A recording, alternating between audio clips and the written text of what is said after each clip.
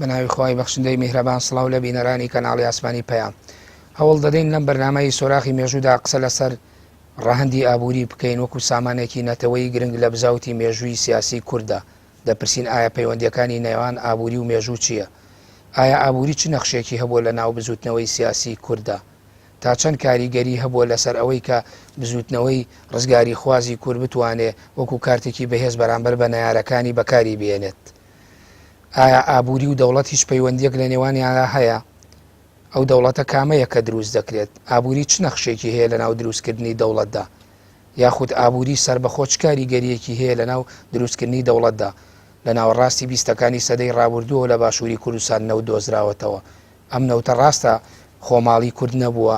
دەستگا بێگانەکان یاخود حکوومەتی عێراقی بەڕێوەی بردووە. ئەی کورد توانیوێتی ئەم ئابووریە تا چەند سوود لێ وەربگرێ وەکو کارتێکی بەهێز یا سامانێکی نەتەوەی گرنگ بەرامبەر بە نەیارەکانی؟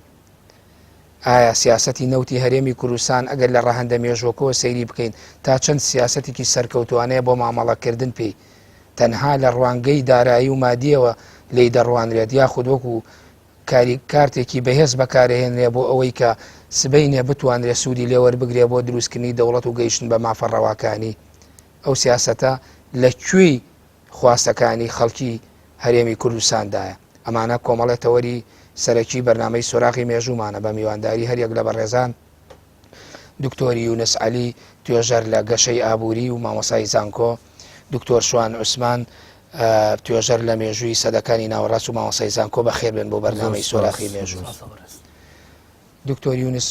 هیچ پەیوەندیەک هەیە لە نێوان مێژوو و ئابووریدا؟ بەڵێ زۆر سپاس بەوەڕێ، زۆر سپاس کاکتۆر.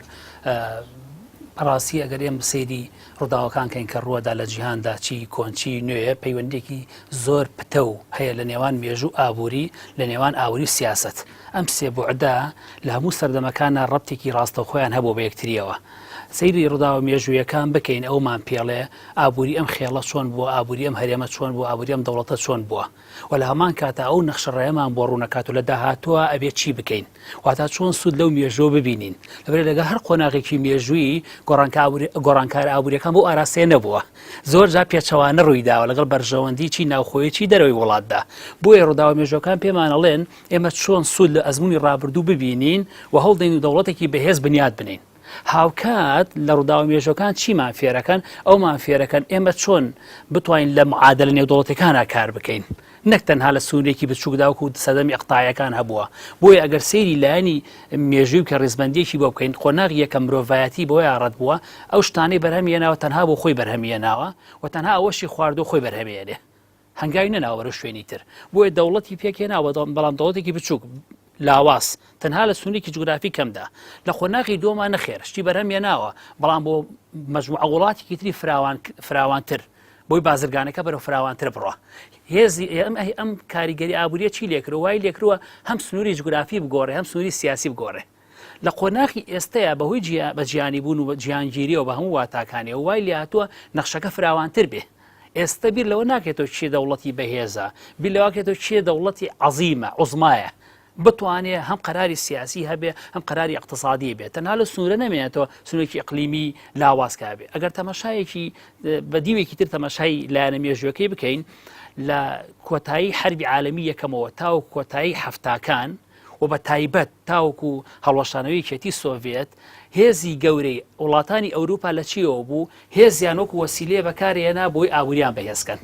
بەڵام لە دوای 91ەوە هەتاوەکوی ئێستەی پێوە بێ و لە داهاتوو هەروە پێشبینیەکرێ نەخێر ئەیانەوێ لە ڕێگەی ئابووریەکەەوە دووبارە هێز پەیدا بکەنەوە. بەڵام لە ڕابردووە پێچوانەوە هێز حیمایی ئابووری بوو. هەوڵیان ئەدا بۆ ناگە سیرکەین لە سەردەمانی زوو پرتوگالەکان هۆڵندەکان لە دوای حەربی عالەمی یەکەم لە دوای حەربی عالەمی دووەم زیاتر بۆ هێزیان کۆکردەوە چۆن بتوان هێزێکی ئابووری گەوریان هەبێ. بۆ ئەمریکا دوای حەربی عالەمی دووەم هەستا هەشتای هەچی بەرهەمی عالەمی هەژێر دەستی ئەمریکاوە.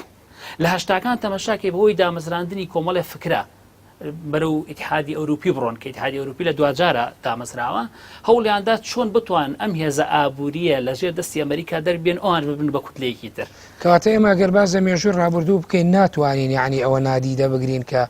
ئابووری فاکتەرێکی بەهێزی ناو مێژوو بووەوە ناو گۆڕانکاری ڕووداوەکانی مێژوو زۆرجا ئابوووریەکە بۆتە وەسیلەیەک بۆی مێژوەکە بەرەو ئاراستێکی تر بەرە غیر متەوەقع، یعنی ئەوە ناکە تۆ تەوەقعی بۆکەی، یعنی ئەو مێژۆ کۆنەی هەبووە تۆ بنیادە ناوەوەی پێ دووا بۆ لە داهاتووشا بەپی ئەم مێژۆ کۆنەبی واڕوو ئەدا حەدەسەکان بەرەو ئاراستەیاڕۆن، بەڵام سیرەکەی فاکتەر ئابوووریەکان ئەویان گۆڕیوە پێچەوانەی ئەوەی کە تۆ پێشبینیەکەی هەندێک جاری تر نەخێر سیر ئەەکەی لایەنە مێژوویەکە وای لێ کردووە ئابوووریەکە بەرەو ئاراستەیەکی تر بەرێ واتە تێکەڵکێشی و پەیوەستێکی ئەوە زۆر هێل نێوان ئابووری مێژووە زۆرجا ئەم بنەمای بەهێزکردنی ئەو بۆ زۆرجا ئەو بنەمای گۆڕانکاری لایەنە مێژووەکە بووە. بەڵێ دکتۆر شوان بۆ بێ ئابووری کاریگەریەکی بەهێزیە بێ لە ناو بزاوتی مێژوودا مامۆستا هەمیشە باسی ئەوەی کردکاڵەیە کاتێککە ئێستا باسی هەر ڕەهندێکی ئابووری بکەین ئەبێ بگەڕێنەوە بۆ ناو مێژووە لە ڕابردووە سەیری ئێستا بکەینەوەی کە لە مەفهومی وەڵامەکەی ئەوە بیسم یعنی ئابووری و مێژوو دوانەیەکی پێکەوە گرێدراون. زۆر سپاس بۆیەوە سڵاو لە بینەرانی خۆشەویست. سەبار دە پرسیارەکە مامۆستا ئارام بوونی ئینسان کیانی ئینسان وایە وجودی ئینسان وایە هەر لەو سەردەمێک کە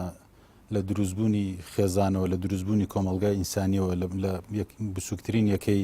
کۆمەڵایەتیەوە تاوەکو ڕۆژگاری ئەمڕۆمان پێویستی بە ژیان بۆ پێویستی بە گوزەران بۆ پێویستی بە بژێوی بووە بۆیە هەموو هەڵس و کەوتەکانی هەموو جوولەکانی هەموو حرەکاتەکانی هەموو پەیوەندیانی کە دروستی کردیا لەگەڵ دەوروبەر لەگەڵ ژینگەی سروشتی لەگەڵ ژینگەی مرۆیی خۆی هەوڵیەوەدا بووە کە زۆرێک لە تایبەتمەندی بژێوی ئابووری پیادە بکاتن بۆ ئەوەی بتانی پێ بژیتن و بتانی وەرزەکانی ساڵی پێ بەڕێوە بەرێتن ئیتر ئینسان مەگە بەلایەنە شڕۆڤەکردنی فەلسەفی ماتریالی وەری بگری یاخود بە شرۆڤەکردنی فەلسەفی مێژووی ئایدیایی وەری بگری ڕاستە دوو لێکدانەوەی جیا بەڵام لە 2000دا سەری هەردوو تێڕوانینەکە دێتەوە لایەنێکەویش پەیوەستبوونە ئابوووریەکەیەوە شێوازی هەڵبژاردننی ژیانە لەمەیاندا حرەکاتی تاریخی دروست دەبی لەمەیاندا ڕووداوی تاریخی دروست دەبێت تۆ ڕووداوی تاریخی بەچی دروست دەبێت کاتە شوێنە ئینسانە ئەم کات و شوێن و ئینسانە هۆکارێکی هەیە تێڕوانینێکی هەیە سەبەبێک لە دوایەوەیە کە ڕووداوێک دروست بێتن بۆیە سیر دەکێکە لە لێکدانەوە یەکەم ڕووداوی مێژووی وەری بگری بۆ نمونە لەلایەنە ئایدیاییەکەیەوە مەسەلەی هابیل و قابیل دەگەڕێتەوە سەرچی ینی بەرژەوەندیەکەیە تایبەتمەندی شخصیەکەیە وا دەکاتن کە ویستی زیاتر لە خۆی هەبی بۆی ویستی زیاتر بەدەستبێنی و ژیانێکی خۆشتر بۆ خۆی فەراهەم بکاتن ئەمە بەم شێوە ئینجا دێتەوە سەر لایەنە ماتریالیزمەکە لە کۆمەڵی سەرەتایی کۆمەڵی پێگەیشت و تاوەکو دەگەیتە مەراحیلەکانی گۆناغەکانی گەشەی ژیانی کۆمەڵگای مرۆیی ئەمە بەم شێوەیە تەدریجیە ڕۆیشتووە بۆیە لەمایاندا ئەحداث دروست دەکاتن ڕوودا دروست دەکاتن ڕوودا لەگەڵی ڕوودا لەگەڵ سروشدا لەگەڵ ژینگەی سروشتی ڕوودا لەگەڵ ژینگەی مرۆیی لەگەڵ تەجەموعاتی تری ئینسانی لەگەڵ تەجەموعاتی تری نێوخۆیاندا ئەمە وا دەکاتن کە ڕوودا دروست بێت کاتە ببوورێتەوە ئەوەی کە تۆ باس کرد حەزی فراوان خوازی مرۆڤ کەواتە ئێمەم تموحانی مرۆڤ ئەکری عنی ببەسینەوە بە تموحی ئابووریەوە دەستکەوتەوە بەڵێ ناڵم ئەمە فاکتەری یەکەم و فاکتەری ئەساسی بەڵام فاکتەرێکشە بەڵام بەڵێ بەسەر بۆ تۆ لێکدانەوەی ماتریالیزمی وەری بگری دەبینی اقتصاد عاملی یەکەمی هەموو گۆڕانکاریەکانی نێو کۆمەڵگای مرۆییە و هەموو ئەو ڕووداوانەی کە دێنە پێشەوە هەمووی فاکتەری اقتصاد فاکتەری سەرەکیە ئەنی ناڵێ هەموو فاکتەرەکان تەنها ئەو فاکتەرەیە بەڵام فاکتەری سەرەکیە لە پاڵ ئەمەشدا فاکتەری تریشەیە بەڵام دائیمەن اقتصاد بۆتە فاکتەرێکی گرنگ بۆ ڕووداوەکان بۆ دروستکردنی ڕووداوەکان بۆ دەرکەوتنی کەسایەتی مێژوویەکان بۆ دەرکەوتنی تەجەموعاتی تازەی ئینسانی بۆ دروستبوونی ڕوقعی جوگرافی و دەوڵەتی وەکو مامۆستا ئاماژەی پێکرد ئەمانە هەمووی پەیوەستبوونێکی اقتصادی بەدواوەیە بۆیە دەبینین ئابووری و مێژوو ئەنێگە تۆ مێژووی مرۆڤایەتی لێک دەیتەوە دەبینی لە هەموو ئەحداسە ڕووداوە مێژوویەکاندا بەشێک لە فاکتەری ئابووری تێدا لە هەندێک ڕووداودا فاکتەری سەرەکیە لە هەندێک ڕووداودا فاکتەری دووەمە یاخود یەکێکە لە فاکتەرە سەرەکی بەڵام ئەو مێژوۆش بەبێ ئابووری نابێت خاڵی هیچ مێژوویەک و هیچ ڕووداوێکی مێژووی ناتوانین بڵێن خاڵیە لە ئابووری خاڵیە لە فاکتەری ئابووری چونکە بەشێک لە ژیانی ئینسان ئابووریە مەنی جوولەی تۆ ڕۆژانە کە لە خەو هەڵدەستی بە ئابووریەوە دەست پێ دەکەوت تاواکو دەخەویتەوە هەر هەمووی پەیوەستە بە ئابووری ئینسانەوە بە بژێوی ئینسانەوە تۆ چۆن بە مەراحیلەکانی خوێندندا تێدەپەڕی بۆ ئەوی دەستەبەری شتێک بکەیت و ژیانشی باشتر دروست بکەیت هەتا کەسێکی تر کرێکارێک لە کرێکاریەوە بۆ خەلفەی بۆ وەستایی بۆ ماهربوونی بۆ تاوەکو دەگاتە قۆناغێکی باشتر ئەنی هەمووی لە پێناوچیە هەموو لە کارامەیەکەیەوە لە قۆناغەکانی بردننی مێژوویە بەم شێوەیە تەزەمعاتی ئینسانیش بەم شێوەیە وەری بگرە ئەگەر تەشبێشین و بێکۆی ئێبن خەلدون باسی لێوە دەکاتن لە تەفسیری حەزاری بۆ مێژوو ئەگەر تەشبێ نەبێت لە بینی ئینسان و لە بینی کۆمەلگاشدا کۆمەلگاش بەم شێوەیە تێدەپەڕێتن جا هەندێکی دەگەێنێتە قۆناغێکی پێشکەوت و هەندێک ئەو قۆناغانەی پێ نابردرێ ناتوانانی بەسەر فاکتەرە سیاسی و اقتصادی و اجتماعی و فاکتەرەکانی تریدا زاڵ بێتن بۆیە ئابووری لە ڕووداوەکانی مێژوویدا و زۆرێک بووانی وەکو دوانەیەک بووینە بە شێوەیەشی ئەساسی ئەمەش وای کردووە کە زۆرێک لە تایبەتمەندی سیاسیش لەگەڵ خۆیدا دروست بکاتن ینی تۆ لە سەرەتادا سیاست وجودێکی وای نەبووە کاتی ئینسان لە کۆمۆنی سەرەتایی دەژیا خو لە سەردەمی هابیل و قابلدا دەژێگە بە لێکدانەوە دینەکە ماتریالیزمەکە وەری بگری بۆی هەردوو لا دێنەوە بۆی زۆرێک لە تێڕوانی وازەحتر بەڵێ سپاس دکتۆر بەپێی ئەو بۆچوونانەی دکتۆر بێ دکتۆر یونس کەواتە ئێمە لە اقتصادا بنەمایەکی وامان یا چۆنەڵی قاعیدەمان هەیە لەسەر ئەوەی کە یعنی بنەمای اقتصادیەکانی ئەوەی کە مرۆڤ مامەڵی لەگەڵاکرەوە تەموحی ئابووریە و حەزی فراوانخوازی وە گەشەکردنی ئابووری لەسەر ئەم بنەما مێژوویانەش وەستا بێ کە مامەساوەکو چۆن ڕاوەیەکی ورتری بۆ کرد بەڵێ بێگومان ئێمە لە ئابووری ئەوەی کارەکانە بینین ئەوەی مامەڵەکانە بین دوو ئاسەدانێک لەسەر یاسا و قەواعیدی اقتصادیە ڕوا دانێک لەسەر گۆڕانکاریە جیهانەکانە ڕوا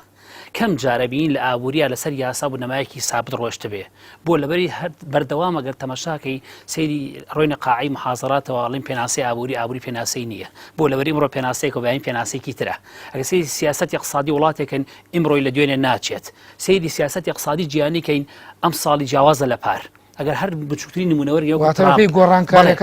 گۆڕانکاریەکان واکاس یاسا اقتصادەکانش بگۆڕێ یعنی یاسا اقتصادەکان بڵێ ئەگە سەیری ترامپ بکەین ئێستاوانێ بە دوای اقتصاداکەوە بۆی سیاسەتەکەی بەرەو ئاراستی تر بەرێت ئۆبامە پێچەوانی ئەو یەکرد ئەگەر تەمەشاکەی زۆربەی ئێستا ترامپ لە عالەما چۆن کارەکە ئێوێ اقتصادی عالەمی وا لێ بکە ئەمریکا ڕۆڵەکەی هەبوو ڕۆڵی گەورەی هەبوو لە اقتصادی عالەم بەڵام ئێستا ڕۆڵەکەی زیاتر بکە ئەوێ دووبارە هێزی ئەمریکا گەورەتر بکە فراوانتر بکە لە ڕێی اقتصادەکەیەوە بۆیە ئەگەر زۆر جادێنە معادلانە لێکە دێنەوە لە مێژووی ئەمریکا کەم جار بووە سەرکردەیەکی ئەمریکی سەردانی سعودی عەرەبی بکە بۆی بازرگانی لەگەڵا بکە هەموو کات سعودی عەرەبی سەردانی ئەمریکای کردووە ئەگەر لە مێژووە تەماشاکەی کەم جار هەبووە وڵاتێکی وەکو قەتەر ئیستیسمارکە لە بەریتانیا هەموو کات بەریتانیا ئیستیسماری کردووە لە قەتەر بۆیە ڕووداوە جیهانیەکان وای لێ کردووە ئابووری بەرەو ئاراستەیە بڕوا ڕۆژانە گۆڕانکاری بەسەرا بێت کەم جار پەیوەست بۆ بە یاسایەک زوو هەر ئەومانەوت ئەماوت تا هەفتاکان وەشتاکان عەرز و تەڵەب خواست و خستنە ڕوو بەڵام ئێستا کەم کەس باسی عەرز و تەڵەبەکە ئێستا نرخی نەوت لە عالەمە کە بەرزە بێتەوە دابەزێتەوە کەمترین پەیوەستی هەیە بە عەرز و تەڵەبەوە پەیوەستە بە سیاسەتی نێودەوڵەتیەوە پەیوەستە بەوەی جیهان بەرەو چوە ئەڕوا گەشتبینە یاخود ڕەشبینە زیاتر پەیوەستە بەوە بۆیە کەم جار ئەبینی لە ئێستەیە یاسا ئابوووریەکان کاری پێ بکرێ و مامەڵی کاتەوەی توی بەپی قۆناغەکان هەروکو چۆن لە مێژووی کۆمەلگا یعنی قۆناغی سەرەتایی و کشت و کاڵی و نیشتەجێبوون و شارستانیمانەیە ئەم قۆناغانە کاتە ئابووریش بەپی قۆناغەکان گۆڕانکاری بەسەبەبی گۆڕانکاریە کۆمەڵایەتیەکە بەڵێ ئەگەر تەماشا بکەی ها ئێستا ئەو بوعدەنەما و بوعدە فەلسەفی و ئایدۆلۆژی کە بڵێن زۆڵی ئیشتراکی و ڕەسمالی و قوتبی فلان و قوتبی فلان ئێستا تەماشایەوە کە مەساڵحیان چۆنە ئێستا رووسیا لە کۆمەڵێ لە کۆمەڵی کۆڕبەندی بەشدارە بێ لە کۆمەڵی ئیتفاقات بەشدار بووە ئەسڵەن هەموو وڵاتەکان ڕەسمانی مەعەدا رووسیا بە شێوازێ لە شێوازەکان کاڵی ئیشتراکیە ئەگەر سین تەماشا بکەوە نە پەیوەست بە ئەوروپا و نە پەیوەست نییە بە رووسیا و بە ئۆکرانیا و بە کۆرەی باکوورەوە بۆی ئەبینی ئەوە تەفەکوکی ڕووی داوە ینی بڵێ هەڵوەشان بنەمای جێگیری بەڵێ بنەمای جێگیری نییە بەڵێ دکتۆر شوان ئێمە ئەگەر سەیری مێژووی کورد بکەین ئایا لە مێژووی ئێمەشا بە تایبەتی ئێمە گەم 100 ساڵەی ڕابردوو سەیر بکەین ئەگەر دووریش نەکەوینەوە ڕاستە لە کوردستاناوەکو ئەو ترێ بڵێن لە کۆنا کۆنتری ناوچە لە کوردستان و لە گوندی چەرمە خۆراک دۆزراوەتەوە و گەنم و دانەوێڵە و ئەمانە بەڵام ئێمە ئەگە سەیری ئەم ماوەی ڕابردووە بکەین ئابووری نەخشێکی گاریگەری هەبوو لە ناو بزافی سیاسی مێژووی ئەمە یا بڵێن بزوتنەوەی ڕزگاری خوازی گەلی کورە ئایا دافعێک بووە فاکتەرێک بووە ئابووری وەکو تۆ باسی کردوت و ئابووری و مێژوو دوانەیەک بوون هەمیشە اقتصاد حزوریە بەوە مێژووی مرۆڤایەتی ئێمە ئەگەر ئەمە بین تەوزیف بکەین بۆ لای مێژووی کورد مێژووی کورداخۆ لە مێژووی نوێی کووردا هەرچەندە ئەمە اختصاسێکی ورتری دەوێتن بەڵام بە شێوەیەکی بەرچاو بە شێوەیەکی ڕوون لە مێژووی ئێمەدا ئابووری کارکتەرێکی و فاکتەرێکی یەکجار گرنگ بووە لە 100 ساڵی ڕابردووی مێژووی کووردا بە تایبەتی ئەگەر ورتر بینەوە لە باشووری کوردستاندا دەبین ڕۆڵێکی یەکجار کاریگەر و گەورەی بینەوە بۆ نمونە لە ئیتفاقی سایکسبیکۆ کە پێشتر دواتر مەسەلەن ئیتفاقی سانڕیمۆ دێتەکایەوە یعنی هۆکارەکەی لەسەر چی لەسەر چه ئەساسێک ئەو ئیتفاقا بە شێوازێکی دادەڕێژرێتەوە مەسەلەی سیڤەر و لۆزان بەس لەسەر چه ئاساسێک سیڤەری ئڵغا دەبێتەوە لۆزانی دروست دەبێتەوە ئەنی ئەمانە تاکە هۆکار لەسەر ئەم هۆکارە لەسەر ئەمانە دووبارە تەوزەکردنەوەی نفوزی سیاسی وڵاتانی زلهێزە ئەمانش لەسەر ئەساسی اقتصادی نفوزەکانی خۆیان دابەش کردووە بۆ نمونە منتیقەی نفوزی فەڕەنسی کە سووریا دەگرتەوە باکووری سووریا دەگرتەوە کە بەشێکی زۆری نەوت و پەترۆلی تیادایە مثلا تۆ هودنێ مۆدرستێ بەپێ هودنێ مۆدرست بێ ویلایەتی مووسڵ تابع بێ بۆ دەوڵەتی عوسمانی بەڵام ئیمپراتۆرێتی بەریتانی دێ دەیچێنێتەوە بە عێراقی عەرەبیەوە ینی ئەمە لەسەر چه ئەساسێکە بۆ ئەساسێکی ئەوەیە کە حکومەتێکی موالی بۆ خۆی تیادا دروست بکە ئەو نەوتەی کە لە بەسڕایە و لە ناوەڕاستە و تا بە شێوەیەکی کەمتر و بە شێوەیەکی زۆرتر لە باکووردایکە باشووری بە دیوەکەی ترا بۆ کورد خۆی چۆن بەڵێ دێمەوە سەری ئەمە وای کرد کە فاکتەری ئابووری بێتە فاکتەرێکە بە ئەو ئیتفاقانەی کە پێشتر بەشێکیان لە ساڵحی کورد بوو هەڵبۆشێتەوە بە شێوازی شتدا بڕژێتەوە کە لە ساڵحی کورد نەبێت و بەڵکو لە ساڵحی وڵاتانی زلهێز بێتن ڕۆڵی کورد لەمانەدا چی بووە ڕۆڵی کورد لەو سەردەمەداگە بگەڕێنەوە ئەو کاتە بە شێوەیەکی ورد بۆمان دەردەکەی کورد یەک خیتاب نەبووە یەک دەنگ نەبووە یەک هەڵوێز نەبووە ڕاستە مەملەکەتی شێخ مەحمودی نەمر وجودی هەبووە تا ڕادێک بەڵام مەملەکەتەکەی شێخی نەمریش نەپەڕیوەتەوە ناوچەی بادینا نەپەڕیوتەوە تا ڕادێک لۆکاڵ بوو تا لە بە شێوەیەکی ورد نەچۆتە لە دەشتی هەولێر و ناوچەکانی تریشەوە اینجا شێوازی مامەڵەکردن لە ئاستی نێودەوڵەتی ئەو مەملەکەتە چۆن توانیوەتی لەگەڵ زلهێزەکاندا مامەڵە بکە چۆنێتی سیاستکردن لەگەڵیاندا لە ئاساسی دیبلۆماسی ئەمانە هەمووی لە کورد خۆی دەگیرێتن خۆی کوردیش عنی بەشێک بۆ لەوەی کە ئابووری چ ڕۆڵێکی بوو لێرەدا بچوایە بۆ منە شێخ گشتگیر بووە حرەکەتەکەی و بچواتەوە ناوچانی کە تۆ باس کرد سێرکە حرەکاتەکەی شێخ عنی مەملەکەتەکەی سنووری مەملەکەتەکەی شێخ تقریبا لەو سنوورێدا بووە کە مەسەلەن پەترۆل بە شێوەیەکی بۆ شێوەی تێدا نەبووە کە ببێتە فاکتەرێکی گرنگ شێخ ڕۆڵێکی کاریگەری هەبی پێدا بگرێت لەسەر کۆمەڵێک شت بۆ نمونە لە کەرکووک و لە منتیقەی مووسڵ و بادینان و منتیقەی قەرەچوو ئەوانە کە نەوتێکی زۆری تێدایە ئەو ناوچانە لە بەردەستی شێخدا نەبووە بۆی بکاتە فاکتەرێک و بکاتە نقطەیەکی هێز لە دانوستانەکانیدا لە شەڕەکانیدا لە مامەڵە دیبلۆماسیەکانیدا لەگەڵیاندا لەگەڵ وڵاتانی زلهێز پیادەی بکات بە بڕوای تۆ کوتۆژەرێکی بواری مێژوو ئەگەر شێخ مەحموود دەستی بگەیشتایەتە ئەوانە ئەیتوانی ئەو ئابووریە بکاتە کارتێکی بەهێز بەرامبەر بە نایارەکانی بەکاری بێنێت بەتاکید دەیتوانی بۆ نمونە ئێستا ئێستا لەو سەردەمی ئێستای کورد هەرچەندە شلۆقێکێ لە خطابی سیاسیماندا یەک گیر نەبوونێکێ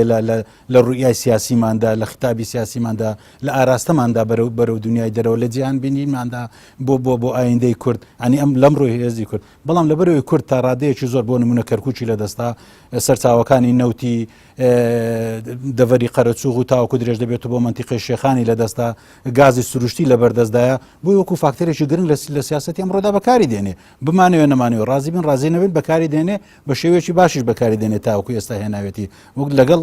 لە حەزە زۆرانەی کە هەمانە لەسەر وەزعی سیاسی ئەمڕۆی کوردستان بەڵام بە شێوەیەکی گشتی لەبەروی ئەو ناوچانەی لە بەردەستدایە توانیوێتی جەخت بکاتەوە پێدا بگری لە کۆمەڵێک مەبەست کە هەیەتی بۆیە ئیدارەی مەسەنەکە لە ڕووی هێزۆ لە ژێر دەسەڵاتی تۆدا بووە ڕاستە مادەی 140 منتیقەی بەڵام مەبەستم ئەوەیە کە بۆیە توانیوێتی ئیدارەی منتیقەکەش بکە لە بەروی لە ڕووی هێز و شۆ لە بەردەست سپاس دکتۆر دوای دێمە سەرەوتەوەرەش دکتۆر یونس ئێمە وەک مامۆساش باسکە نمونەی شێخ مەحموودیەنەوە لە ساڵی 1927ەوە نەو دۆزراوەتەوە لە کەرکووکە ئەگەر تاریخەکە دەقیق وت بێتم یعنی ئایا ڕاستە ئەمە بۆ نوێ سەرەتا هێزە بەریتانیەکان دواتر خۆماڵیەکرێت و حکوومەتی عێراقی وانە بەڕێوە بن ئایا کورتوانی وێتی ئێوە وەک شارەزایەک وە پسپۆڕێ لە بواری ئاوریا کورتوانیوێتی هیچ سوود لەمە وەربگرێ کە شانازی بۆەوە بکات خاکەکەی یەکێک لە ڕەگەزە بەهێزەکانی ئابووری کە کانزایە و نەوتە تایەتی سوودی لێ ببینێت بڵێ ئەگەر تەمەشا بکەیت لە دوای 1970 دۆزراوە 1934 جانەوە تەناردەکراوەی کەرکووک بەپێی کۆتا ڕاپۆرتش باسێکە کۆتا شوێن لە جیان کەنەوتی لێبڕێ کەرکووکە ئەم هەلایەکەوە جێ دڵخۆشیە کە ئەوەی بنەمایەکی بەهێزی دەوڵەتێکی داهاتوو کوردیە بەڵام لە هەمان کاشە جێی مەترسیە بەردەوام وڵاتانی ڕەنگە چایان لە کەرکووک بێ بۆی بە ئاسانی تەنازوی لەسەر نەکەن ئەگەر تەماشای ئەو بکەین ئێمە ناوچەی هەرێمی کوردستان کەس هەمومان متتەفقین لەسەرەوەی لە ڕووی گەشت و گوزار لە ڕووی کشت و کاڵ لە ڕووی کانزاکانەوەی کێکە لە ناوچە هەرە دەوڵەمەنەکان بەڵام چۆنێتی سوودوەرگرتمان لەم دەرامەتە ئەوە گرفتیتیایە یەکێ لە گرفتەکان ئەوەیە کورد بەردەوام سەیری ئەم دەرامەتی نەکرۆکو بنەمایەکی دامەزرانی دەوڵەت بەڵکو وەکو سەرچاوەیە بۆ بژێوی تەماشای کردووە ئێستا لە کورد پرسە بۆ نەوتە نێرتە دەرە خۆ ناڵێ بۆ ئەمە لە داهاتوە بمە دەوڵەتێکی بێز هەڵێ بۆ ئەمە موچەی خەڵکی دابین کەم ئەمە بۆ بۆ دکتۆر یعنی ئەمە بۆ ڕابردوش ڕاستە بۆ حرەکەی سیاسی ئەمە وەکو تۆوت و ئابووری بنەمایەکی جێگیری نیە و بێ قۆناغەکان گۆڕاوە یعنی لە ڕابردوو شەهر ئەم بۆچوونەی تۆ کە لە ئێستا هەیە بۆ سیاسەتی نەوتی بۆ ڕابردوش ئەمە ڕابردوو یا شێوازی لە چیە فەرقەکەی لە چیە بۆ لە جاران لە سەدەی میشێ مەحموودیا دواترە ئەو دەرامەتە زۆریان لە بەردەستا هەبووە بەڵام ئیمکانیەتی ئیسیفادەکردنی کەم بووە یعنی نەیتوانێت ئێستا بۆ ڕێ بینێتە دەرەوە نەیتوانێت داهاتەکەی بۆ بێتەوە تا ئیسفادەی لێ بکە تەنها بیری لەو کرێتەوە چۆن بتوانێت محافەزەی و دەرامەتە بکاکە هەیە فەرقەیە لە نێوانەوەیە بەس کورد ئێستا لەو مەرحەلەیە تێپەڕی کردووە ئەتوانێت دەرامەتەکە دەربێنێ و بە وەڕی بینێتە دەرەوە داهاتەکەی بۆ بێتەوە بگاتە بەردەستی کەواتە لەو کاتێ ئەتوانین بڵێ مادێکی خام بووە بە ئاسانی تەحویل نەکراوە مادە خام بۆ دەرامەتێکی نیشتیمانی گەورە یعنی ڕێگەیان پێنەدراوە هەوڵیان بۆ داوە بەڵام هەوڵەکە بڵێن زۆر سەرکەوتو نەبووە بەڵام لە ئێستا هەرێمی کوردستان ڕەنگە تەجاوزی ئەو مەرحەلەی کردبێ توانی بێتی نەوتەکە بنێرێتە دەرەوە ئەوش بکا بەس نەیتوانێت دووەمیان یەکێ لە خاڵە سلبیاتەکە ئەوەی سلبیە نەمانتوانێت ئیسفادی لێ بکەین چییە ئێمە بە شێوازێکی ئابوووریانە بیر لە دەرامەت ئابوووریەکان ناکەینەوە شێوازی ئابوووریانە چییە زیاد لە سەرچاوەیەکمان هەبێ زیاد لە بەدیلێکمان هەبێ بۆ نمونە ئێمە هەرچی تۆپی خۆمانێ کرومات یەک سەبەتەوە سەبەتە ئەگەر کۆتایی پێ بێمەش کۆتاییمان پێ دێت بۆ نەوت تەنها لە ڕێگەی تورکیاوانێ ڕێگە تورکیا ڕێگەمان لێ بگرێمە کۆتاییمان پێ دێت بە دوای بەدیلی ترا نەگەڕاوین تەنها هاتوین ئێمە یەک بەدیلمانەیە بۆ یەک سەرچاوی دارایی کەنەوتە بۆیە ئەم کاتە ئەم هەرێمانەی ئەم دەوڵەتانەی ئەم منتیقەیەگە لە دوجارە بێتە دەوڵەتێکی بەهێزش بەردەوام هەڕەشەی ڕوخانی لەسەر بەردەوام هەڕەشەی لاوازبووی لەسەر لەبەرەوەی بەدیلی نیەت ئەو تەوەرانە دکتۆر شوان یەکێک لەو فاکتەرە بەهێزانەی تری ئابووری بۆ مێژووی ئێمە بە تایبەتی لە ڕابردوو ئێمە هەندێک وڵات دراوسێمانە کە کوردستان بەکاری هێنراوە بۆ پەڕینەوە یاخود بۆ بازرگانیکردن لەگەڵ وڵاتانی ترە ئایا بازرگانیش بۆ خۆی ڕەهەندێکی تری ئابووری گرنگ نەبووە لە مێژووی ڕابردوو ئێمە بۆی کورد بتوانێت سوودی لێوەربگرێ تەنانەوەکو کارتێکی فشار بۆ ئەو وڵاتانەی دەوروبەر کە بتوانێت بۆ دۆزە ڕەواکەی خۆی بەکاربیێنێ بۆ ناوخۆ و هەروەها بتوانێت ئابووری خۆی پێبەهێز بکە بەڵام من ناوبڕێ وەرەگم دوای ناوبڕەکە وەڵام بەرەوە بینەرانی بەڕێز و خۆشەویست ناوبڕێکی کورد وەردەگرین و دەگەڕێنەوە لاتان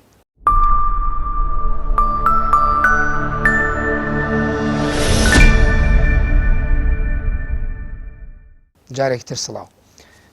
دکتۆر ڕەهەندی بازرگانیکردنیش خۆ باسەکەی ئێمە لەسەر ئابووریە ناکرێت نەوت بێتە سنتەری باس و بازەکە بەڵام نەوت کۆلە شادەماری ئابووری و ئەهینێکی بەهێزە بۆ وڵاتان هەرچەند ئێستا بەدیلی ئەویشتی تر هەیە لە ئێسەدا بازرگانی چ ڕۆڵێکی بینیوەوە چەند نەخشێکی بینیوەوە ئایا ئەمانە بوون بە نیعمەتێ بۆ ئێمە یاخود وەکو ئێوە لە نووسینەکە ئاماژەیە بۆ بە نێقمەت و زۆر جار لە نەکبەتی و ینی ڕێگری و کۆس پێ لە بەردەم گەشەکردنی سیاسی ئەمە لە مێژوی کۆنەوە سیر بکەین تاوەکو مێژووی هاوچەرخی تاوەکو مێژووی هاتن نوێ جیپۆلۆتیکی کوردستان هەڵکەوتەکەی بەم شێوەیە بووە کە مامۆستا ئارام هەنی لە چوار ڕێگای بازرگانی سەرەکی لە چوار ڕێگای بازرگانی سەرەکی سێ ڕێگای بازرگانی سەرەکی لە نێوان شەرق و لە نێوان غەرب لە نێوان ڕۆژئاوا و لە نێوان ڕۆژهەڵاتدا بە جیاوازی ناوی ئیمپراتۆرێتەکان بە جیاوازی قۆناغی مێژووی ئیمپراتۆر و دەوڵەتەکانی کە هاتوون چاچی لە ئێریای کوان بێ ئێرانی کوان بێ چی لە ڕۆم بێتن یاخود لە بێزەنتە بێ یاخود ناویچین هەر قۆناغۆر مێژوەک و هەر دەسەڵات و هەر ناوێکی لەبێ سێ لەم ڕێگایە سەرەکیانە بە خاچی کوردستاندا تێپەڕیەوە خاچی کوردستانی گەورە دەڵێم خاچی کوردستانی گەورە و دوانیشان بە خاچی هەرێمی ئەمڕۆی کوردستاندا تێپەڕێون کە ڕێگای خانەقیم بووە ئەوی تریشان ڕێگای خفتیان و خەلیفان و ئەربێلا و لێشۆ بۆ مووسڵ و لێشۆ بۆ ڕۆمڕۆوە ئەوی تریشی لە باکووری کوردستانە و هەروە ڕێگایکی تریشە بەوان چەندە بە ڕێگایکی سەرەکی داناندرێ منتیقەی ئەهواز برن خۆزستان یاخود هۆزستانی پێدەڵان بەو ڕێگایدا بووە مشکیلەی مێژووی کۆنی ئێمە هەروەکو مامۆستا پرۆفسۆر فواد خورشیدی باسی لێوە دەکات لە بەحسێکیدا دائیمەن کوردستان بە نەتیجەی ئەوەی کە کوێ دەست بەسەر ئەم شارڕێگایەی نێوان شەرق و غەربدا بگرێ دائیمە لە نێوان ئیمپراتۆریەتە کۆنەکان لە نێوان دەسەڵاتێک لە دوایەکە کۆنەکانی مێژوودا سراع و ململانی لەسەر ئەوە بۆ چێ دەست بەسەر ئەم ڕێگایانەدا بگرێ بۆ ئەوەی بتوانێ حکمی بازرگانی نێو دەوڵەتی نە نێوان شەرق و غەربدا بکەوێتە دەستی ئەو زایدەن سلسلە زنجیرەچیاکانی کوردستانی بکەوێتە بەر وەکو جەبهەیەکی خەلفی وەکو ساترێک و وەکو سەنگەرێکی پشتی خۆی بەکاری دەهێنا بۆ ئەوی هەڵمەتی زیاتر و پێشڕەوی زیاتر بکە بە ناوخاچی بەرامبەریدا جاچب لە شەرقەوە بۆ غەرب بێ چ لە غەربەوە بۆ شەرق بوو بێتن ئەمە دائیمەن بووە نیقمەتێکی گەورە وای کرد بوو کە کوردستان بەردەوام شەڕگەیەکی گەورەی نێوان ئیمپراتۆرەتێک لە دوایەکەکان بێ هەتا لە قورئانیشدا ئاماژەی پێکراوە کە باز لە شەڕی نێوان ڕۆم و فارس دەکا غەلبەتە ڕۆمی من بعدێ سەیغڵ ئەنی لەم مەشاندا ئاماژە بەم خاڵە کراوە بۆیە لە سەردەمی کۆندا بەم شێوەیە نەتواندراوە سوود لەمە بینێ ڕەنگە خەڵکی گشتی چینی گشتی ئاماژە سوودیان لێبینی بێ لە کاروان سەرەکان لە پاراستنی کاروانەکان هەتا لە ڕوودکردنەوەی کاروانەکان لە خانەکانی کە دایان ناوە سوودیان لێبینیوە لەمەیاندا بەڵام وەکو دەسەڵاتێکی سیاسی نەمانتوانیوە لە قۆناغە مێژوویە جیاوازەکان سوودی لێ ببینی ئەمە بۆ سێکتەرەکانی تری ئابووریش ڕاستە دکتۆر بۆ ئێمە باسی بۆ نوک بەرهەمی ناوخۆی ئەوەی کە ئێمەگە بەتاتی ئەم 100 ساڵی ڕابردوو ئێمە باسکەینەوە بشێنەوە بۆ ئێستا بۆ نمونە تۆ لە ڕابردوودا جگە لە بازرگانی دانەوێڵەت هەبووە وانە دانەوێڵە هەبووە و دەشتی هەولێرە دەشتی شارە زورە سندەیە کوێە یعنی ئەمانە بۆ خۆی گەرێمە هەڵتەنها باسی باشوورکەین جگە لە ناوچەکانی تریش ئایا بۆ خۆی بەرهەمە ئابوووریەکان بەرهەمە ناوخۆیەکان توانراوە کورد ئەمە بەکاربێنەوەکو سامانێکی نەتەوەی گەورە بۆ خۆی هەم خۆی لە ڕیمادیەوە پێ بەهێزکە هەمووکو سەرمایەکی ڕەمزی نەتەوەیش ئەگە مەبەست لەو سەردەمانەیە کە کوردستان بەر لە ساڵی 90 و بەر لە ڕاپەڕێنی زیاتر 100 ساڵی ڕابردوو تۆ ناتوانێت ئەو کاتە مەسەرەن لۆمەی کورد بکەیت کە کورد نەیتوانیوە بەرهەمەکانی بە شێوەیەک و بە شێوازێکدا بڕێژێتن کە سیاسەتێکی اقتصادی بۆ دابڕێژێت کە بەم شێوێ سەڵاتی نەبووە کوشت و کاڵی بەم شێوەیە بێتن گەشت و گوزاری بەم شێوەیە بێ بەربوومی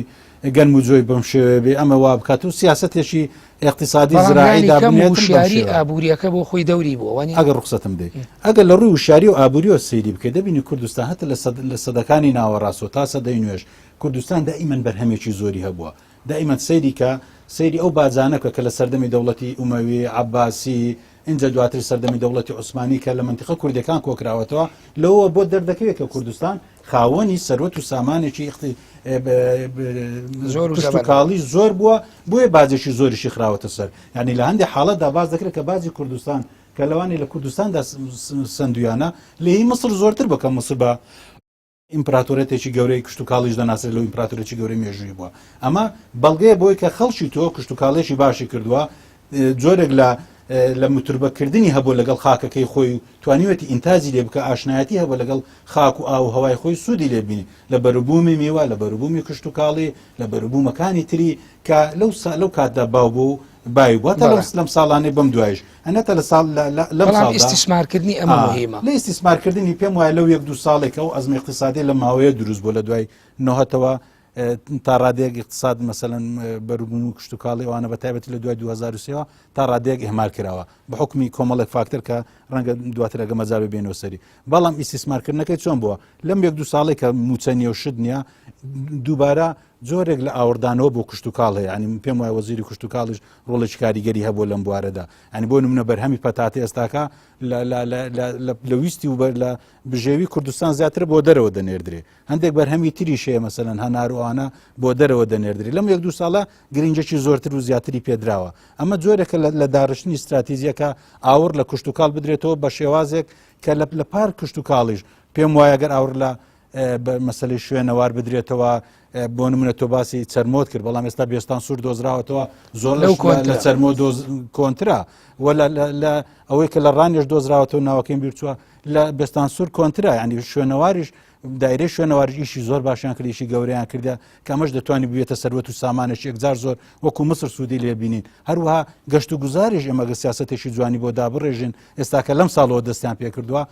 دەبواە ئەمە 20 ساڵ پێش ئێستا دەست پێکرێ من لەگەڵ ئەوەم بەڵام زۆر درەنگ دەستی پێکراوە دەتوانرا سوودی زۆر زیاتر بەروبوومە جوانانە بدرێت لەو داهاتانی کوردستان بدرێت کە خۆی گەورە پێداوە. وڵا سپاس دکتۆر یونس ئەمانی دکتۆر باس کرد ئایا ئێمە توانیمانە سیاسەتێکی سەرکەوتوانەمان هەبێ لەما یاخود چۆنەڵێ ئەمە نیعمەتێک بۆ یاخود وەکو خۆی ئاماژەی پێکرۆ لە نووسێگان نیقمەتێک بۆ کوردستان زۆر جار یا ئەمانە بوون زۆر جار بە زمانە میلیەکەی باپیرامە یعنی ئەمانە بوون بە جۆرێک لە نەکبەتی بۆمان لە ناو مێژووی ئێمەوە تاوەکو بە ئێستا شەگا. دەست خۆش من تەیدی تاوا قسەکەن کاکتۆرەکەم بەنسبەت ئەوەی دووشت کە من جیایەکەمەوە بۆیە وشەکەش وا ئەڵێم زوو نەیان هێشتووە کورد ئیسفاد لەو دەرامەتانەکە ئێستا ئێمە خۆمان نایکەین هی فەرقێن لێوان ئەو دووشتە سەردەمای زوو بۆ نە لە پەنجاکانە حکوومەتی عێراقی گەنمی ناردۆتە دەرەوە بە پشتبەستن بە گەنمی شارە زۆر کەواتە هەمان بووە دەرامەتی زۆر گەورەمان هەبووە بەڵێ ینی کۆمەڵە منتیقەمانە بۆ گەنمیەوە نەزۆر بە حکوومەتی عێراقی تەزدیری کرۆ بۆ دەرەوەی وڵات بەڵام وەکو نەتەوەی کورد وەکو میلەت وەکو منتیقەکە سوودی لێ نەبینی وەکو پێویست توتن یا چەندین بەروبمیتر کە هەیە وەکەوە بووە ئێمە کێ لە گرفتەکانەمانە بێ فەلسفەی اقتصادی ئێستا گۆڕاوە لە چی جاران هەموو وڵاتانی جیهان خەمی ئەویانە بوو چەندێشت بەرهەمێنن ئێستا فەلسفەی کۆتایی پیاتەوە خەمی ئەویان چەندێشت بفرۆشن چەندێ بیگەنە بازارەکان و پاریان دەستکەوێ ئەگە سێری کوردستان کە چی باشوور چی ڕۆژاوە ئێستا گەوەتی مەترسی لەسەر ڕۆژاوە لە چیایە لەوە نیشت بەرهەم بێنێ لە ستا پەنجای بەرهەمێنهەنی سووریا لە زۆر مەوادا ناڵێم هەمووی ئەکەوێتە کوردستانی ڕۆژاوەوە بەڵام گرفتەکەی چیە لە ڕێی تورکیەوە بێ هەناردێکە ناتوانێت کوردستانی باشوورش هەمان گرفتمان هەیە ئێمە ڕەنگە بەروبووممان زۆر بێ نەوت و غەیری نەوت بەڵام ئەوەی کێشەمان لە ساختکردنەوە و لە هەناردەکردن و لە سوودوەرگرتن لە داهاتەکەیەتی ئەوەی کێشەمان نییە لەگەڵ خۆت ئەزانی ئەم سامانە ئەکرێ بکرێتە سامانێکی ڕەمزینەتەوەی ئایا ئێمە توانی ومانە بیکەین بۆ لەبەرەوە ئێمە خاوەنی دەوڵەت نین دۆزێکی سیاسی ڕەوامان نیە لە نەتەوەیە گرتوەکان دانپیانانی یاساییمان نییە تابلۆمان نیە ئاڵامان نییە یعنی ئایا ئێمە ئەمەمان توانێ بکەین بە هێزێکی معنەوی کاریگەر بۆی بتوانین و کارتێ بەرامبەر بەوانەی کە ئێمە داوای مافیان لێکن بەکاری بێنین زۆر جا ئەگەر ئێمەوە نەمان کرەوەکو پێویست بەڵام گرفتێتتر لەوە گەورەتر ئەگەر وەش نەتوانین لانی کەم باسوود لە ئەزمموی خەڵکانی ئەکادمی وەرگین ئێمە زۆر جا کە نەوتە نێرنە دەرەوە نازانێت سەر ئەساسی توێژینەوەی و چ ڕاپرسی و چ شتێکیکەین زۆر جا بڕیارەکان ئەوەی شخصی ئەوە نەتەوەی نییە زۆر جا بڕیارەکان ئەوەی ئیشتیادێکی شخصی ئەوە شتێکی ئەکادمی نییە یعنی دیت نەوتە نێریتە دەروی هەرێمی کوردستان پێشەوەی بینێرەوێ حسابیەوەکەی ناردنەکەی چەند سوودیە ناردنەکەی چەند سوودی هەیە بڵێ ئەوێ ئەم نەوتەبوونە بە نیشتیمانی بکرێ بۆن ئێمە پێشەوەی نەوت بنێرینە دەرەوە بۆ هەرێمی کوردستان لە بەغدا و بوجەکەمان بۆ هاترسەر ڕای کەم و کورتەکەی و کەمێکەی و ناکۆکێکەش هێشتا نەوتی خۆمان ناناردە دەرەوە ژینگەکەمان پیس نابوو کەم و کورتی نەبوو ئێمە هەڵەسین زۆر جا بڕیارەکانمان نازانم من داوای لێبوردنەکەم بەڕێیەکی متەوازعانای لێم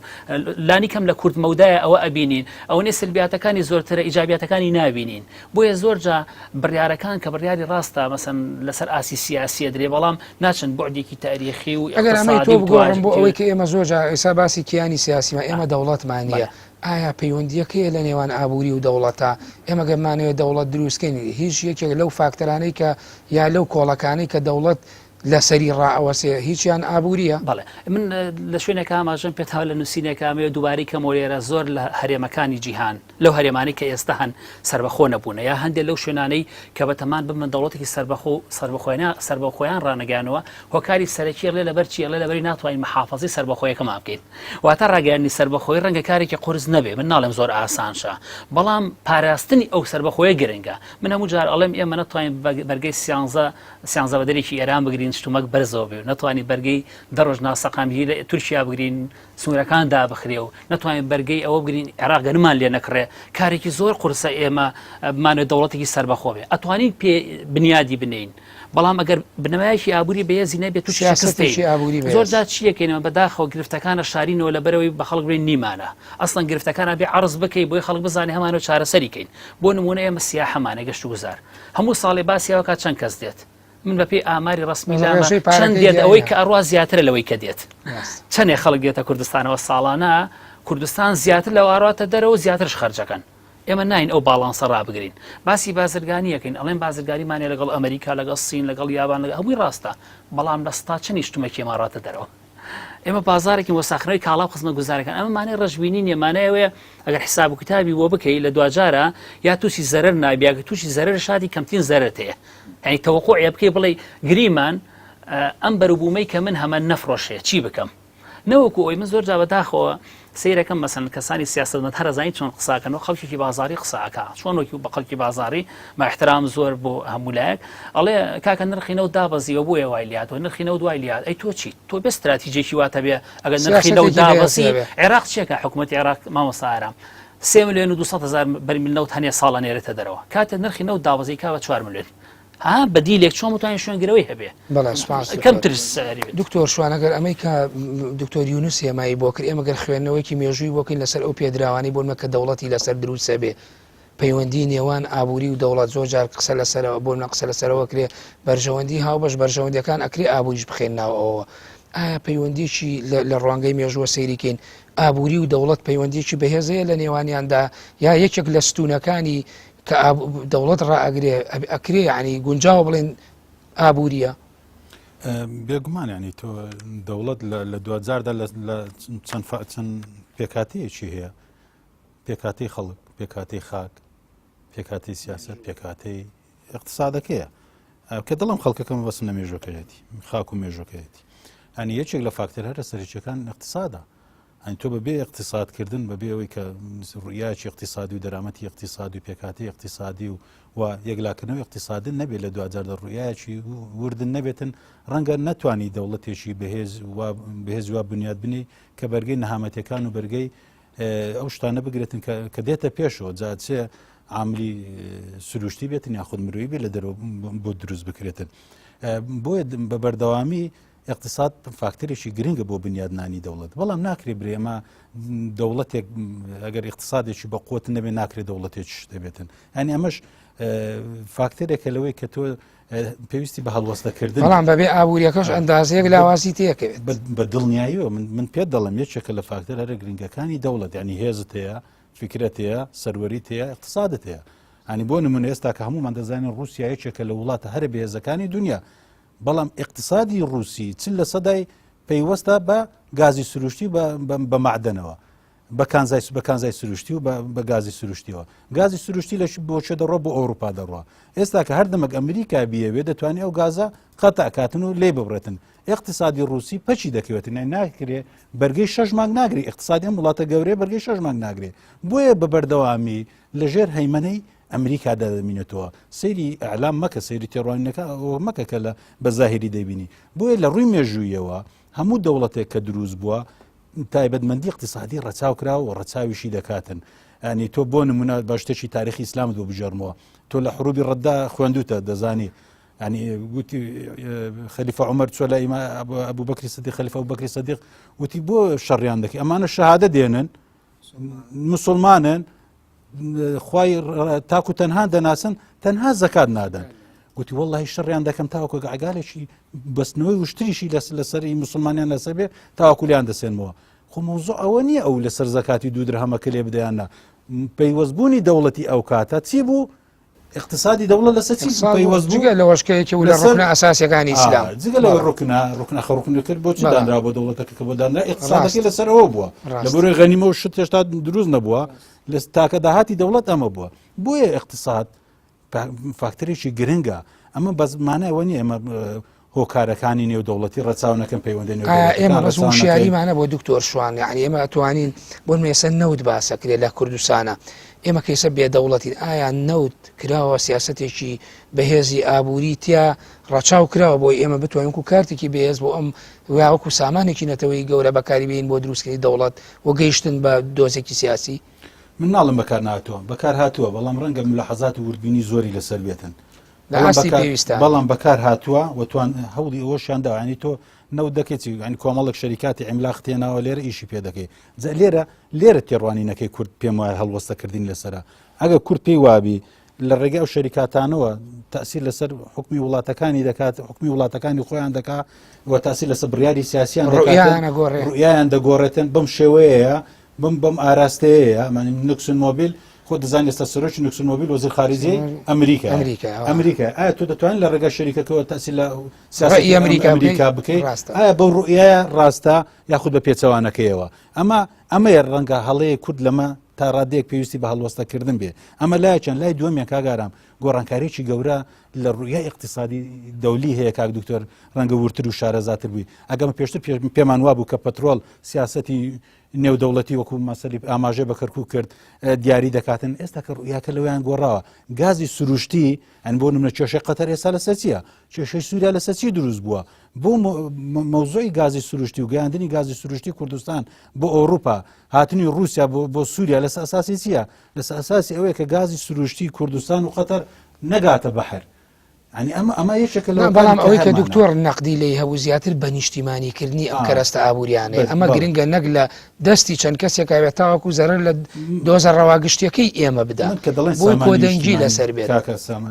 مامۆستارم کە دەڵێن نەوت سامان نیشتیمانی خود باخسی اقتصادی نیشتیمانی دەکەین کە تەوەری بەرنامەکەی بەڕێستان لەسەرەوەیە ئێمە کە باز لە نەوتەکەش دەکەین کەواتە نەوتەکەش بە نیشتیمانی دەبینین ینی ئەگەر بتێب بێت و تێڕوانینی سیاسەتی نەوتی لە کوردستاندا بە تێڕوانینێکی نیشتیمانی نەبی بۆ نیشتیمان نەبێ بۆ هاوڵاتیان نەبێتن و بۆ ئێستا و ئایندەی هاوڵاتیان نەبێتن کەواتەویست بە وردبوونی ناکاتن ئێمە بڵێن گومانی لەسەر دروستکەن بخۆی لە خۆیدا هەڵەیەکی گەورەیە ڕاستە دکتۆر ئەو ڕەهەندە ئابوووریانەی کە بوون لە ئێستادا ئێمە بمانوێت بۆ دەوڵەت یا بۆ دروستکردنی چیانێکی سیاسی قسەی لەسەر بکەین لە ناو ئابوووریانی چی ڕاندێکی بەهێزەیە تاوەکو بەکار بهێنرێوەکو شارێکی بەهێزی لە ڕووی نێودەوڵەتی شۆکو دکتۆر ئاماژەی کرد ئەو کۆمپانیانە کە دێنە ئێرە ئایا ئەگەر بەو سیاسەتەی ئەمە گۆڕانکاری لە ڕێی وڵاتانە بکە ئایا لە ئابوووریە یعنی کۆمەڵی قەواعید و بنەمای وا هەیە کە بتوانێت پشتگیری ئەمە بکات بەڵێ سەبار هەر بۆ تاواکننەوەی کاک دکتۆر کە ئاماژەی پێ کە من ئەڵێم ئابووریت هەبێت ئەنج دەوڵەت دامەزرێن مانای ئەوە نیە زۆر جاوە کاکتۆروتی ئاماژە نێودەوڵەتەکان پاڵنەرە کە تۆڵێ دەوڵەت دامەزرێن دوای لە ڕێگەی دەوڵەتەکە ئاورێکەوە بەهێزکە جاریوە بزەبێت بشیلەکە لێرە لە کوردستانە ڕویایەکی وازەحمان دیە ئێستا مەزەنگریمان دەوڵەتەکە دا ئامەزرێنی دوای دەوڵەتەکە گەر کۆمەڵێ بنەمە هەبێ ئاورێکی بەهێزکە منش هاوڕام لەگەڵێ بەڵام تۆ سیرەکەی تا ئێستا ئێمە هاوڕانی ناو خۆمان بزانین کێشەی شەفافیەتمانەیە نەوتەکەمان داهاتەکەمان یعنی من یەک پرسیارەکەم ئێستا نەوتەکەی بێ ئێستا بە هادیە نێرینە دەرەوە و کێشەشی نییە تا ڕادێکی زۆر بەشی موچەی فەرمانبەران ناکە ئەی دوو بیان نەوتەکەش نەڕاتچیەکەی ئەوە مشکلەکەی ئێمەیە نامر هاوڕان لەگەڵێ وڵا فرسەتی دەوڵەتی کوردی بێ یەکەم کەس دەنجی بۆ بدا بەڵام بەو مەرجێ ڕوئایەکی وازە هەبێ دوای ئەوە چیەکەیت خاڵێکی ترەوەی جەناب بدوتە بنەماکان سێ بنەمای زۆر سەرەکیمانێ بۆی زۆر وازە بێ بنەمای ئاسایشی ئابووری ئاسایش نەتەوەیشی باسەکرێت زۆرجە ئاسایشی ئاو ئاسایشی خۆراک ئاسایش تەندروستی من هەرسێکی بە کۆمەڵی داتای خێرا باسەکەم ئاسایشی خۆراکی ئێمە لە 1970 بۆ 90 خۆراکی ئێمە لە دەروی هەرێمی کوردستان دێتە کوردستان لە 1970 بۆ 90 ئێمە لە کاتی دامەزرانی ئەو دەوڵەتە ئەگەر ئەحسابێکمان نەکردێ بۆمە ناڵێم لە 1970 بەڵام شتێکمان بنیاد نەدابێ بۆ نە لە کاتی حیساری اقتصادی لە عێراقا بەرەمێنانی گەرمی ناوخۆ زیادی کردەوە حیسار بۆ خەڵک پشتی بە ناوخۆ بەستووە ئێمە چی بکەین سەیری ئاسایشی ئاو کە لە 1960 بۆ لە 1970 ئاوی هەرێمی کوردستان لە دەرەوەیە بە تایبەت تورکیا و دواترش ئێران ئێستا بە زێ بچوو گیراوەتەوە ئەوش بە کۆمەڵی پرۆسە و کاڵێن کاتیشە چی ڕوئەدات ئەمە دوو ئاسایشی تەندروستیمان سی داتاکانی نەخۆشی سەرەتان و نەخۆشە کوشندەکان بکە کە من توێژنەیەک مێ لە سەیر لەم و دێ بەڵاوە بێتەوە تەمەشا بکە زۆر مەترسیدارە ساڵام زان چەندین قازیا دەکات ئێمە نەتوانم ئاسایشی تەندروستی پارێزم هاوڵاتێکی تەندروست دروست بکەم نەتوانم ئاسایشی خۆران نەتوانم ئاسایشی ئاو بۆیە ئەبێ زیاتر بیری لێ بکەمەوە ئەو دەوڵەتی دایە مەسرێنم دکتۆر ببوورێ ینی تۆکو شارەسەیەکی بواری ئابووری ئایا ئەمە ئەبێتە کۆسبوو لەمپەر لە بەردەم ئەوەی کە ئێمە بمانوێ هەنگاو بەرەو دەوڵەت بین یاخود وەکو دکتۆر وتی مەرجنی ئەمە هەموو کاتێکش لە هەموو وڵاتێکە چۆنەڵی یەکێ لە پایە ئاساسیەکان بێت و پەکی دەوڵەتی لەسەر من ئێستا ئەڵێم ئێستا کە باسی ڕفراندۆمەکەین مەسەلەن 10 ساڵ لەمەوە پێش 5 ساڵ لەمەش باسمان کرا خەڵک بە گەورەتر وەرەگرت بۆ ئێستا بچووکتر وەرەگرێت خەڵکی ئەزانێ بە زۆرفێکی تایبەتمان هەیە ئەبێ ئێمە خۆمان زیاتر هەز زۆرفە تایبەتەکەین زۆر وڵات من مشکلم نییە لەوەی سەربەخۆی بەدەستدێنیانە گرنگترینش بەلامەوەی پاراستنی و سەربەخۆییە زۆر گرنگە ئێمە هەوڵ بدەم چۆن ئەو سەربەخۆی پایز مالی زیاد 400 ساڵ داگیر کراوە 400 ساڵ 950 کە سەربەخۆی بەدەستێناوە تا ئێستا کە 2007 تا ئێستا نەیهێشت و یەک خەلەلی بکرێتە نێوان سەربەخۆی هەیەی من ئەگەر با دەوڵەتێکی سەربەخۆم بەس ئەگەر پاشکۆی دەرەوە لە ڕووی بازرگانی لە ڕووی کەلتوری لە ڕووی تەکنۆلۆژی لە ڕووی ئەوە ڕەنگە زۆر جێی دڵخۆشی نەبێت سەربەخۆی بۆ چییە بۆی نیە هاوڵاتیان خۆشگوزەران بن لە 2000 بۆ ئەوەیە بۆی نیە نەوەکانی داهات و پارێزین باشە من 30 میلیارد قەرزار بم کۆمەڵی گرفتشم هەبێ ناوخۆی دەرەشی نەشتوانم هەنگاوی تەندروست بنم ڕوئایەکی وازەحشم نەبێ دوای ئەوە هاوڕایی ناوخۆشم نەبێ ڕەنگە پرۆسەکە من ناڵێم نەکرێ بەڵام دراسیەکی زیاتر وردەکاریکی زیاتر بۆی کەمترین سپاس من ماوەی بەرنامەکەم تەواو بووە گەر هەر کۆتا قسەشێ بکەی